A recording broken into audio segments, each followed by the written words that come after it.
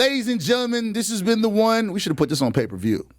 Yeah, that would have. I think they would have paid to see They this. probably would have. I swear to God, I think they would have paid to see this, bro. Like, if we posted a picture right now, that would be like, what are they doing next to each other? like that would be crazy. They was like, what?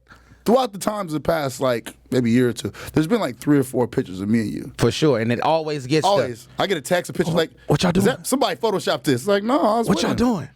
Ladies and gentlemen, it's been a long time since the last time. Mistah FAB is back in here with me. What's going on, brother? Man, it's been a long time since the last time. Long time. When the last time you heard it like this? What up, baby? Well, hey, man, good to have you back up in here, Man, it's good to be in here. Definitely. We're here to clear the air and make things right, let people know that it may seem like there was issues and things. It probably was at one time. But me and him actually talk more than you actually think. If this is a week thing, like we talk on a weekly, man, and like you say, it was years on top of years of just us both being stubborn, us being like, whatever. But it made it for this. It made it dope for this, man. The fruition of this friendship and relationship is dope.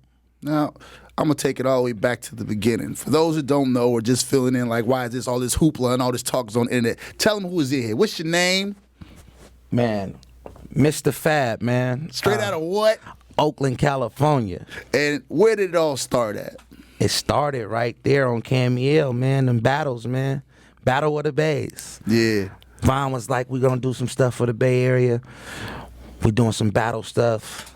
It was a couple guys. It was like, back then, it was like 4 guys.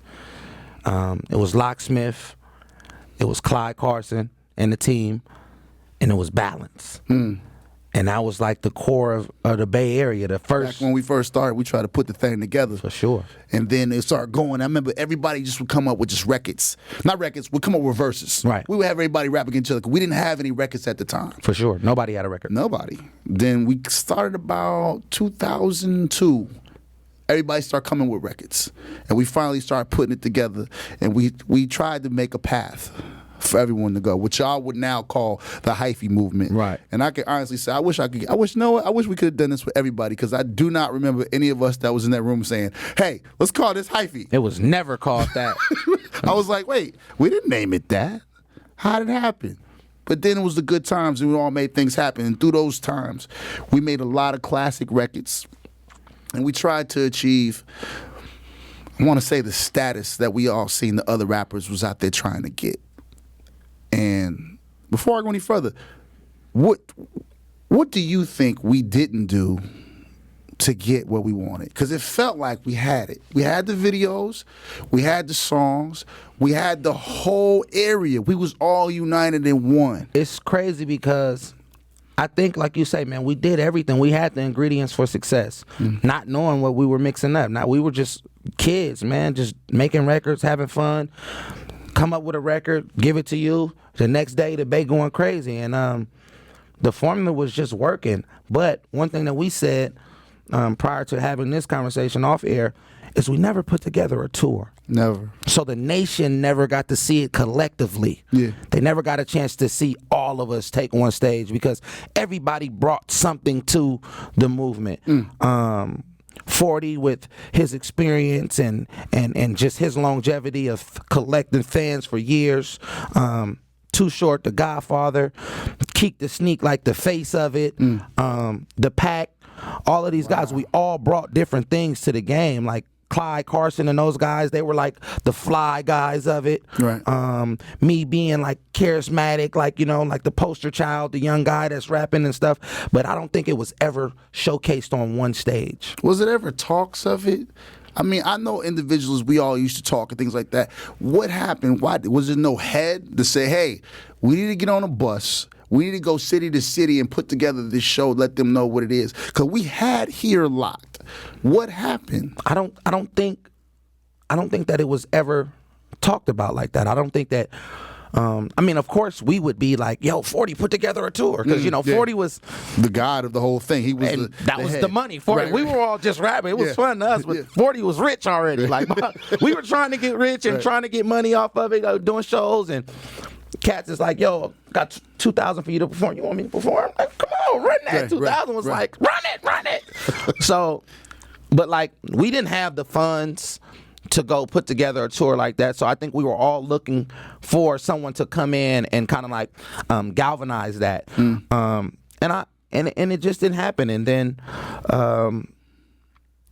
as we continued to keep going and certain things progressed for some, others kind of didn't like the way that other people were growing at that time. And that's when all it starts trickling down. Everything starts spiraling down after that, man, because certain people start hating on these people's success, or it just spirals down, man. But to look back at it, it was some fun times, bro. It was awesome times. And then things happened, and me and you went left. What happened? I don't know. It just seems weird. And for years, I was like, man, they stopped playing me. The Hyphy movement died. Like, it died, bro. It was me, man. It was me. And it was so many different things, man, with that. But as we look back on it, and me and you at our differences and watching us feud, it's like 10 years later, it's like watching old school NBA games, and you be like, dude, look at Miller and Jordan. Like, you know what I'm saying? They was going at it like they always, Barkley and Shaq and all of these different guys, and the competitiveness of what was going on, when in actuality, we were all on the same team. Yeah. You know, we were all on the same team. It was like the dream team, and it was the dream team when they was competing, when Johnson was telling Michael Jordan, I'm still a face of the league, and Jordan was like, nah, this is a new NBA. Yeah. But the probes of that power, you don't understand that. You feel like if somebody's not agreeing with you, they hating. Right. You feel like if somebody's not riding with you every day, they against you. Right. And then the people around you, you know, you have certain yes men around you, or you have certain people who are trying to protect their position. So they're going to say, for their wrongs and their doing and their involvement in creating the monster that you're becoming, they'll blame everyone else, and they'll make you blame everyone else. Right. And so sometimes you have to have time to sit back and reflect and think on things. I think one of the biggest moments at that time was my mother passing, and me and her talking like prior to her passing, and her saying things like, in life, you have to make amends with those that you've offended, and you have to give other people a chance and at least reach out. So therefore, forgiveness is not for the one that's forgiven. Forgiveness for yourself. Forgiveness is for yourself, because you can't live with that burden continuously. Hate eats at its host. And she would tell me that, and she would always be like, you need to go call, like, you know, go try to meet with him, go talk to him, and go admit that you were wrong. Because now you may not have been wrong about everything, but go admit your involvement in the wrong. And when she passed, I kind of like dedicated my life to saying, for everything that I've done, let me be a man about it. And not just in this situation, but just certain things with involvement with women and my daughter's mom and things like that. Let me be a man about it. Yeah. And that's what has helped me mature to who I am now, and where I can sit here and look you in your eyes and say, I was wrong about certain things, and I apologize as a man. I'm appreciative to have the opportunity to do it. And it was never about, oh, you kissing his ass, you doing this. Nah, it's not about that. Right. It's about us being adults now, us looking at it from a clear perspective, saying this is bigger than us. So this is a beautiful day. It's a big day, man. I've told him off mic, and I told him before, it's not that I had any hate toward him. It was just that I was more so hurt, because in the beginning of his career, I used to be a big supporter. And when I felt like it turned on me, I was like, wow, what the fuck just happened? I used to go to his battles. We used to cheer him on. Anybody else was trash. Yo, Fab gonna kill him tonight. We gonna kill him. I just take the mic from DJs and hosts. Make sure you had the right beat going. Remember we did that one night? Right, for sure. Played the right one. Like, I had to do it. You know what I mean? It just felt like it was like bad. But that taught me in life.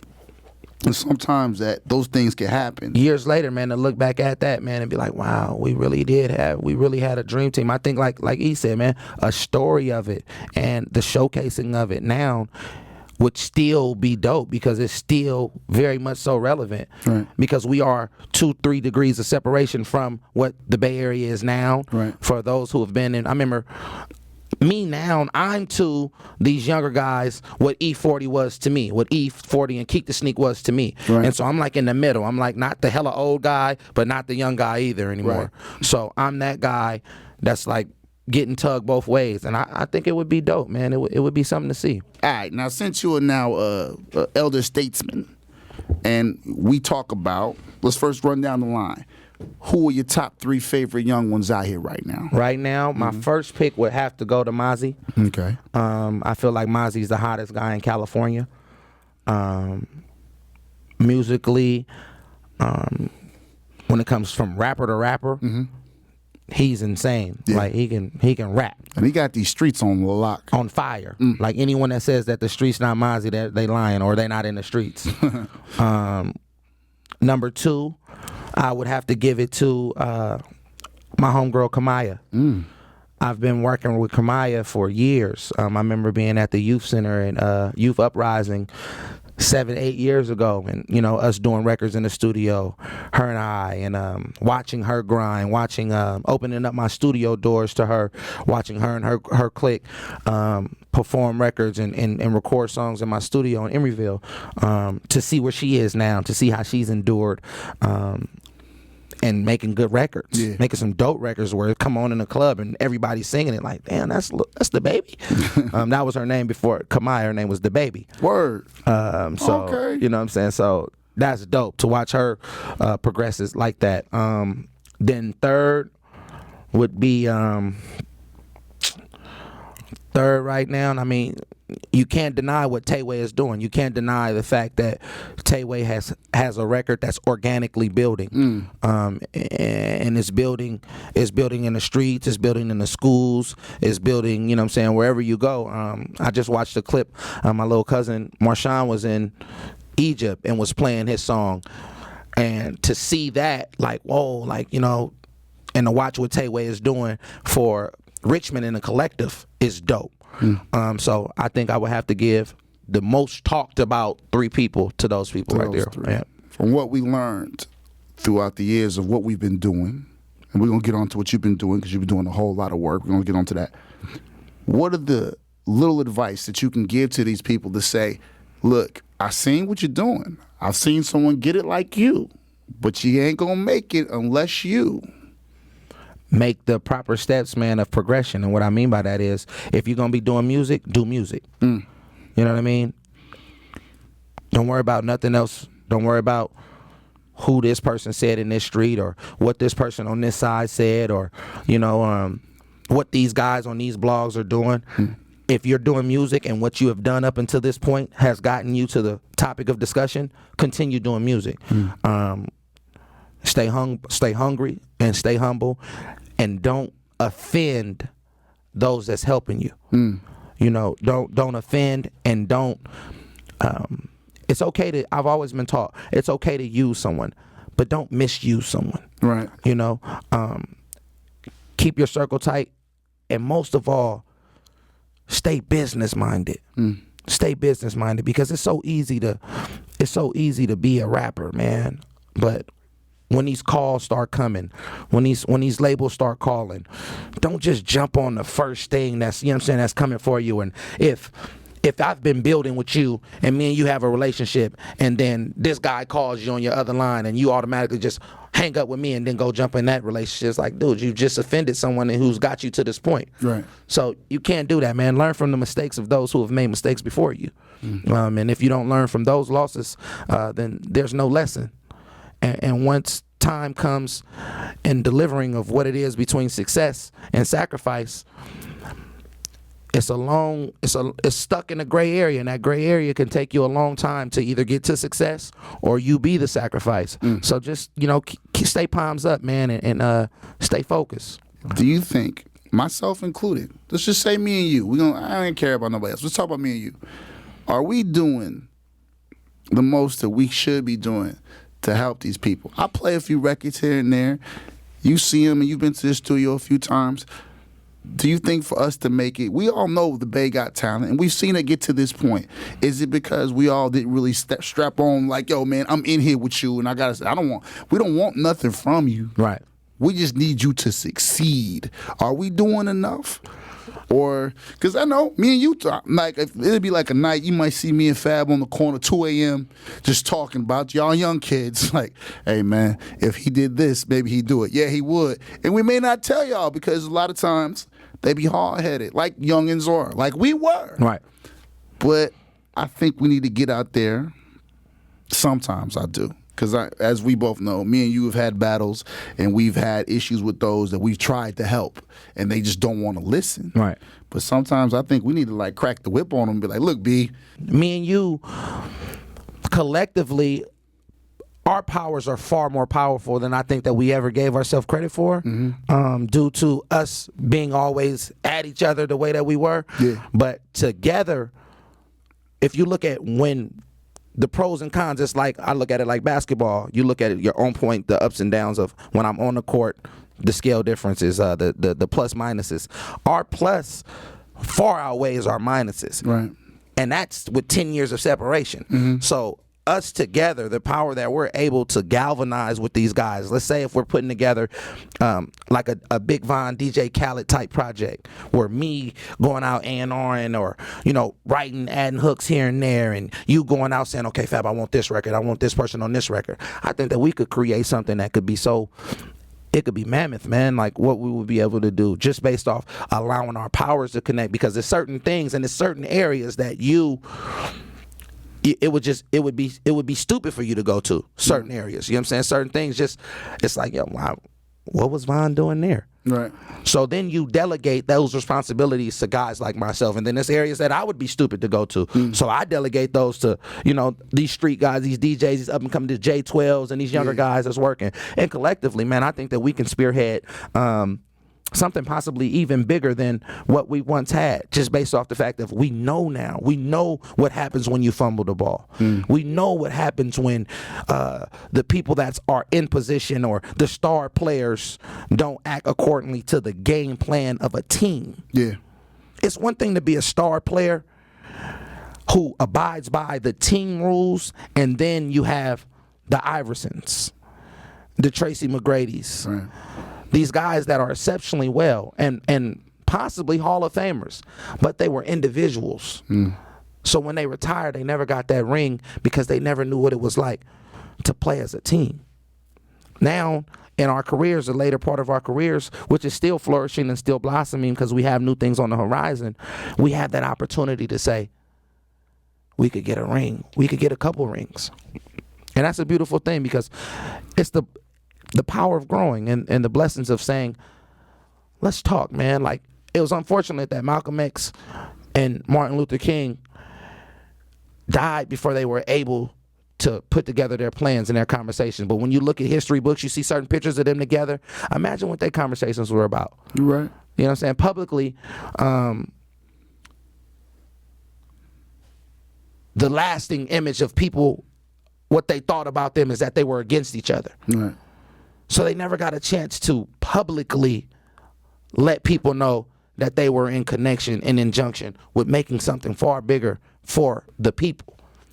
So unfortunately, they died before that was able to go public. And the blessing of it is you and I have been able to put our thoughts together and say, let's go public with this. Because for the past 4 or 5 years, we've been 100 with each other. Yeah. You know what I'm saying? But the rest of the world feels still like Von hates Fab and Fab hates Von, and it's not about that. So this is great for us to go public and let people know for moving forward, this is what the move is. Because we had to do it, because we're seeing the second wave come back around the area, and I don't want to see us fumble again. I still want the spotlight to come back on us. When rapping was still doing good for you, you decided to do a lot of writing. You wrote a lot of big records. For those that don't know, give them some resume. We co-wrote one of the biggest records to the Loyal record. Chris Brown was able to be a part of that record. It was dope. Shout out to Bobby Brackens and Ty Dolla was able to be a part of that record. Regionally was able to be a part of the Get Her Though record for D-Lo, Right. which was like the resurgence of D-Lo making his record come back. That was a dope record for him. I scored a double 3 times platinum record with the Headband record for B.O.B., which was a very, very dope opportunity for Bob to reach out to me to jump on that. A lot of the things that guys have been hearing lately from Too Short, like for the past 5-6 years, like I've damn near penned everything for Short. Yeah. With him, just, him at a level of, I've done it all already. You know what I'm saying? Like, it's not that, Short needs somebody to write from now. It's just, he's done it all, man. Like, you know what I'm saying? That's my godfather. That's my mentor, my big brother, my uncle, all the whole thing in one. And I was watching him not necessarily lose his passion for music, but just not be into it like he used to. And I was just like, yo, dude, we got to come together. Let's, come on, Short. You know what I'm saying? You steal the face of this. You're Short. Yeah. Worldwide. And so to be able to work with him and to reap some of the benefits of being with him and writing things for him and learning from him. I've learned so much stuff from him. Being like a liaison to him. Got a couple records that's about to drop. That's some dope records that I added my pen to, and and that's been dope, man. That's what's when you and I were going through our thing, and like people be like, "Yo, Fab, why you not on the radio?" I had to find something for me to outlet for me to do, and writing became that outlet. Writing for others and utilizing my ability to write songs. Because one thing they can't deny is, during our movement, I was like one of the only people with like 8-9 songs on the radio. You know what I'm saying? Like, I had Super Sick With It, Kicked Out the Club, New Oakland. It would be like every time you turned around, it was like your Metros and Chirpers. It'd be like the 949 was playing like the Ghost Rider records. Right. It was just like, yo, like, dude, Fab, stay on the radio. So my ability to write had never been in question. Do you regret the Ghostbuster car? Now that Nas just posed for it, no. No, man, come on. Like watching Nas do the Ghostbuster stuff, no, not bro. Those like, it was crazy to be able to have the actual Ghostbuster car. Yeah, so, but come on. Like, that was dope. I think I made history for the hood for that. Fab, bro. Come on. Bro, keep it real, bro. We brought that. That was Manny, bro. No, man. No, that's when I was like, oh, shit. Did he say Ghost Ride It? And he had the Ghostbuster car? Fuck You know no. who told me to do that, bro? Short told me. Short was like... He's not your friend. Short was like... He told you Short he's was not like your the friend. first person to do a song about Ghost Ride, like the Ghost Ride. He was like, everywhere I go, man, the only thing they want to know is what's Ghost Riding, man. Right. It's like, do a song about that. And so we was just, man, I think we was on one night in the studio, and I was like, Shanti, redo the Ghostbusters beat, bro. We just gonna go crazy. But man, them times, man, that was fun, man. It was times, bro. I'm off topic, man. Let's get back. Out of all those records that you wrote, was there any negativity in the record? Was there a lot of killing? Was there a lot of shooting and stuff like that? Because it seems now that what this could, when we be out and the songs come on, we have a good time, and they shoot them up, bang, bang, it's fun. But I think that's going to hinder us from getting to where we are. And I'm like, I tell them motherfucker off top, I'll be like, look, you're not going to be on Good Morning America saying that. I know it's fun to yell, bitch, ho, fuck all this like that. But from you who have sold records and made hit records, you knew when you was writing that for whoever, that wasn't going to get there. And this is like one of them gems we want to teach the younger ones that's listening to this right now or watching this or whatever. It's cool, but we need to make it more than just our area. And it's cool to be in the club. We can do it at the function and y'all can hear these songs and it's fun. But you know when you about to write that hit record and you know you trying to take it to wherever, Tallahassee, New York or whatever, they not going to take all the cuss words and all the killings and stuff like that. How you feel? I need to know. Man, killing ain't going to get you nowhere, man. Right. Like, killing to get you popular. Because that's what's popular, you know. Everybody, you know, especially the allure of I'm a killer. The guns and I think I'm gonna kill. Just imagine you being a super good kid and you just in your head rapping the lyrics. I'm like, I'm a. You feel like you're a gangster when that's for the 3 minutes of that song. Then it's back to your reality. Right. It's just like somebody who's at work and some trap music come on. They swear they sell dope. Right. You know, like, dude, you work at State Farm, dude. Chill out. Like, you know what I mean? But like you said, I'm a trapper in my mind. In my mind, boy, I just killed 7 people, boy. Bricks. That's not, like, And once again, I can't knock nobody. If you feel me, not knocking. we're not knocking you We're guys. not Check this knocking out. at all. I'm just saying But for the bigger purpose. it gotta be I'm talking bigger, about bro. you. When you wrote No, these no, records, no. when B.O.B. came, Fun. and you know you could write them. Fun When B.O.B. came, you wasn't like, nah, B, I ain't gonna give you this. No, we're gonna fun records. We're gonna have fun. Right. One thing that's undeniable, like I watch a lot of the unsungs and things like that, like from hit records after hit records, and one thing that's always in common that never gets old is fun, dancing, love, and like just the life, like life. You know what I'm saying? Describing a struggle beautifully. Right. You know what I mean? The life. That's the like where it becomes a beautiful struggle, which is somewhat an oxymoron if we speak from literal terms. But when we look at the vision of what we're painting, when Jay-Z did Hard Knock Life, Right. he made something like Brooklyn Marcy, that's real grimy hood ghetto project, and he put the sample. And it was like, yo, you made this beautiful. Like, you made this struggle. I forgot we was talking about a project song. Yeah. You know what I mean? And that's what it is, man. So to all the young artists out there, the writers, let's be more conscious of what we're doing when we writing these records of where do we want to take it. Now, do we want to be locally popular? Or do you want to have a worldwide record? Do you want to be able to say, man, I got stamps on this passport from this record? Yeah. You got to get in a club. You got to have fun, and you got to be breathing life, man. Nobody want nobody. Like, say somebody wants you to perform at their Sweet 16 party. They don't want to get in there and be like, yo, he killed the whole party. Yo, shut the whole party, man. You know what It I'm was saying? guns. He was talking about killing. Kill the whole party, man. So, nah, man, have fun, man. Lighten up. Like, you don't have to be so tough. Yeah. You know, but if that's your life, hey, do what you do, man, you know? I just feel like sometimes, like, if me and Fab put together the school program and we gotta go sing at the school, we can't. Certain artists won't be able to come through. You may be the biggest motherfucker in the world, but you can't shoot and gun bust at the schoolhouse. I put it like this, man. Too Short made a career off saying bitch. Right. But through all of those projects, there were always the ghetto. Life is too short. There it is. It was things like Getting It. It would Short but Funky.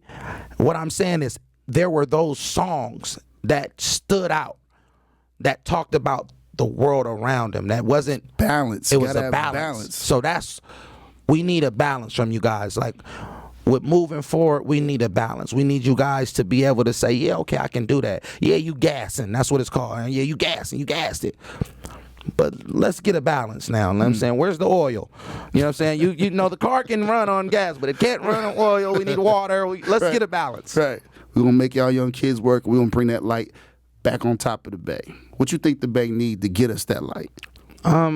Just continuing work. I have to give a shout out to Sue and what he was able to do with the whole HBK movement. Like, those guys kind of seen where we kind of faltered and went different ways. What's one thing they did that they do now that you didn't do then, that you missed out when you go? Merchandise, man. And there it is, motherfucker.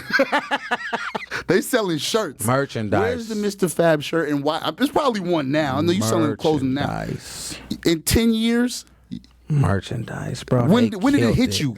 It hit me going on tour with Tech Nine. Oh, yeah. And I was like, yeah. this nigga just made how much tonight? Shirts, drawers, and hats. 60,000 tonight? Like, you know what I'm saying? Like, when I saw that, I was like, yo, this is crazy. Yeah. And then I was just like, dude, I'm finna come with something. So a few years ago, I started the Dope Era clothing line with one of my childhood close friends, Crypto.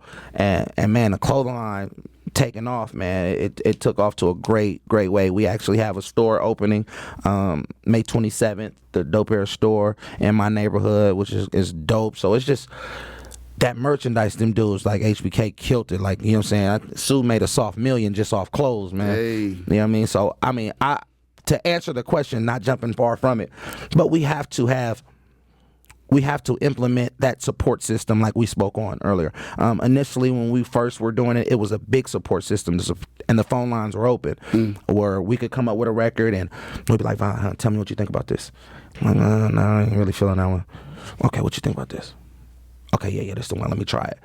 And that was dope. That, you know what I'm saying, where people felt like they had that avenue to do that, Right. to present that. Now, we're not going to say, oh, yeah, this is an open avenue. Just give us records. Please don't. But test it out in the streets, man. You know what I'm saying? You got some good records, and if something is moving in these streets, let's give it a chance to get out there, to get more, to get her to where we could cultivate these stars. We could make these guys.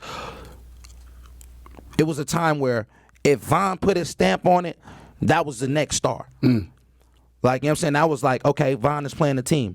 Boom. All of a sudden, the team takes off. Boom. Von's playing Fab. Okay, boom. Fab has a deal up with Atlantic. Boom. Von, boom, whatever it is. And we're, as the artists, you can only do so much. But we're the artists, we have to make good music. Good music that's uncanny, over the board, like not just Bay Area. Right. Right. You know what I mean? Not just Bay Area. Just make some good music, man. And there is some artists out there that's making some good music. So we just want to know. I want to be able to. And then what we do, and this is where cats like you and I come into the fraction so vividly, is we utilize our connections. Everybody like, oh, bro, you want to fuck with us? Oh, yeah, I need you to hop on this record for my nigga. Like, oh yeah, you want to. And that's just how the game is, man. Fuck with us. If y'all really rock with the Bay Area like y'all say y'all rock with the Bay Area, then support what we got going on. And that's to Bay Area artists, that's to outside parties, that's to DJs, that's to everyone that has been influenced by our sound, everyone that has been influenced by our lifestyle, everybody that's coming out here for Warriors games. You know what I'm saying? Rock with us. Right. And you and I are the gatekeepers. We're the gatekeepers because we are the guys that are at the fence. We outside. People say whatever they want to say about Big Von, like, yeah, man, Von, we won't do. Dude he's at the same club every week. If y'all got a problem, I don't see you guys there. You know what I'm saying? I'm outside every day. So whoever say whatever they want to say about me, they don't like me, they like me, they love me, whatever it is, I am not hard to find. So we are the gatekeepers. Now, it's no big thing to see a Von or Fab out at a new Caribbean city, or to see us at a venue, a Vine, or a halftime, or wherever. So that means that these guys, the connection, that they're still there. They're still in the streets. So that coins us the gatekeepers. Now that we come into connection with each other, it's no limit to where we could take it. Hey, man, we said enough, man. We're going to see where we're going to take it. Yes, sir. Try to make it happen. Mr. Fab's in the building. Make sure you check out his new website. dopeera.com and therealmrfab.com. And Son of a Pimp 2, man, it's crazy. Son of a Pimp 2, May 27th. Really? It's nice, too. Son of a Pimp 2 is coming. May 27th. Did you make shirts this time? Yes, sir. Yeah, you going to make that thing happen. Yes, sir. The merchandise is crazy. We recently just shot the first video 2 weeks ago with Lil Boosie. Brought Lil Boosie out here, which was dope to see it on the site. The site put it up. KMEL.com put up the behind the scenes. Boosie brought the whole city out. He's like the new Tupac to these kids. True. I mean, dude, Very like true. people was just like, females like, oh my God, nigga, I love you. Oh my God. Like, lady, you finna drop your baby. I don't care about this baby. I wish he was my baby daddy. Like, it was crazy, bro. So to see that, man, for us to be talking about 10 years later, and the album came out May 17th, 2005. Like Son of a Pimp, the first one that came out. And so 2016, man, May 27th, to see, 11 years later, 10 years, 11 years later, it's like, damn, that's a journey, man. It ages us. Nah, I'm Peter Pan, B. Peter Pan, I'm forever young. I wanna be. But nah, it's dope, man. The record is dope, and I think we did what we talked about as far as going getting love everywhere else. We also spoke about how back in the day when cats was doing records, there was no features, but nowadays the fans want to hear you with their favorite rappers. Right. So what I did was I just went and did records with everybody that I rock with, man. Everybody that's cool with me, that was just like, yo, you don't got to pay me for nothing, Fab. We like, I don't want nothing from you. I just want to see you win. So we got a chance to do records with Raekwon. I got like Raekwon on the album, Kendrick Lamar on the album, Lil Boosie, 2 Chainz, Jadakiss. Everywhere you go, somebody from the record. Like, you know what I'm saying? Snoop Dogg, E40, and it's a lot of people on the record. What's the new Bay anthem though? You have New Oakland. I got a New Oakland. Come on, man. You like New Oakland? You know that's been standing the test of time. Damn near 10 years. I got 10 man. years in, baby. 10 years of standing the test of time. So when you telling me you got another one on there, bro. Me, E40, and Keek. don't even tell us the title. Now they got to look for it. It's gonna come out when? May 27th. And tell them the title. Son of a Pimp 2, man. And they can get it where? iTunes, Google Play, all the stuff like that, and all the local stores, the 4 stores that still sell records. CDs, actually. And there it is. Mr. Fab, brother. Glad to have you come through. Sir. We could do it. We're Yes, going to make sir. it happen. And all you youngins out there, we coming to get you and make sure y'all get on the right path because we're going to bring the light back to the Bay. If we can get back together, anything can happen. Yes, Lord.